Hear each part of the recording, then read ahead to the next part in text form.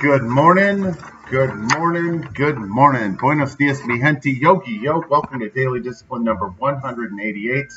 My name is Rob Hoback. Today is Manic Monday, April the 22nd, 2019.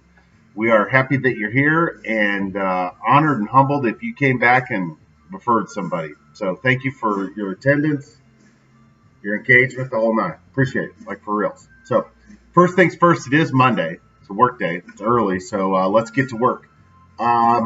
Still the realist. I am also ahead. What am I talking about?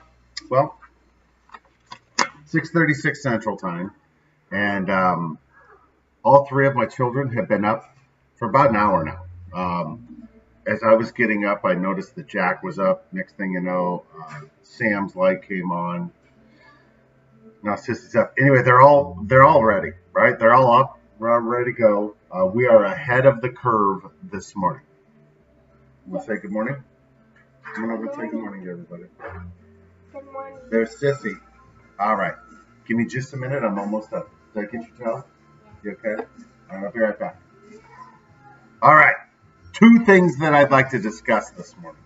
Tony Mandarich, who was on E60 yesterday morning, and unnecessary apologies. So let's start with Tony Mandarich.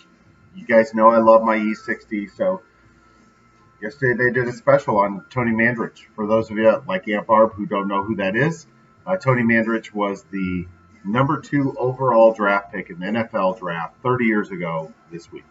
Why that's important is that the top 5 people drafted that year, 4 of them are in the Hall of Fame. Barry Sanders, Troy Aikman was number 1. Tony Mandarich was number 2. Then you had Barry Sanders, Deion Sanders. I don't even remember somebody else. But needless to say, everybody else is great.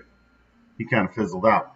And, this was back during the steroids days. And by his own admission, he started taking steroids. Yes, buddy. Thank you.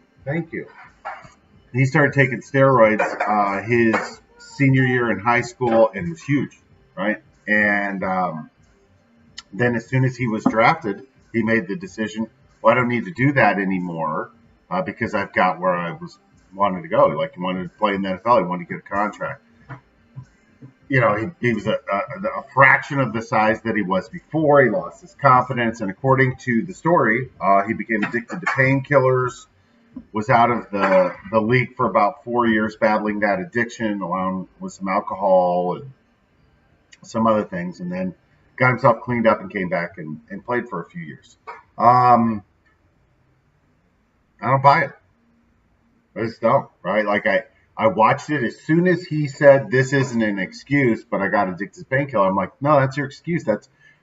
It has become almost mainstream that people get addicted to painkillers, and I guess in his mind, he felt like that was people would accept that over the fact that he was just a blatant cheater.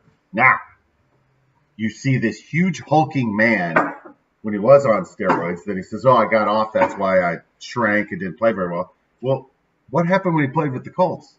He put on like another 100 pounds. Huge, he was like the guy that they said before. Well, he claims he was clean. I don't know. Again, I don't know. I'm just giving you my opinion. It feels to me like he figured out how to get ahead of the testing game and did that and then played until he got hurt and then he just shut it down. Anyway, it is what it is. It was a little disappointing. I think that was the first of the E60s that I was like, nah, no thanks. I understand why they did the story. Just not for me. So enough of that. So here's my point. Like if you want redemption, and if any of us want redemption, right? If we want the comeback story, like, yeah, behave like an idiot, alienated a lot of people. If you want redemption, you actually have to apologize. You can't just make more excuses, and that's all that felt like to me. For me, right?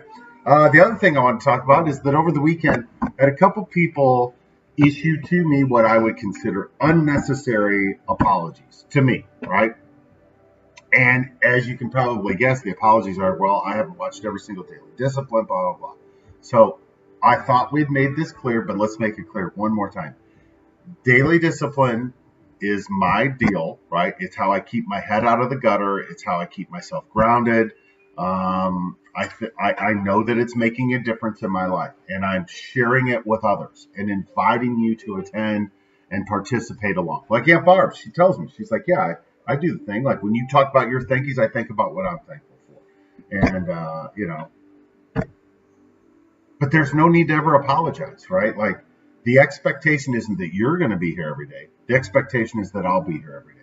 And while I appreciate people thinking of my feelings and wanting to apologize for not showing up, please, the fact that you've ever showed up once is more than most people.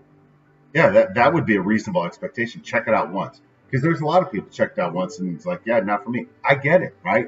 It's not for everybody else, it's for me, right? Like the point is I didn't like where I was 190 days ago, and I don't want to live like that anymore. So yeah, no need to apologize. As a matter of fact, thank you for every day that you did show up. I don't care about the days that you did. My guess is that those days weren't as good as the days that you showed up, but look, again, I'm just happy that you're here, right? Be thankful for what you got, not be upset for what you don't got. Hands up, peace out. We are better together. Happy Easter Monday. I didn't even know that was a thing until like yesterday. But if you're not working, have a nice day off. The rest of you suckers like me that got to go to work today, get after it. Go get yours. Collect. Come on, sis. Come on over here and just tell everybody goodbye. Bye. And have a great day. We will be back tomorrow, right?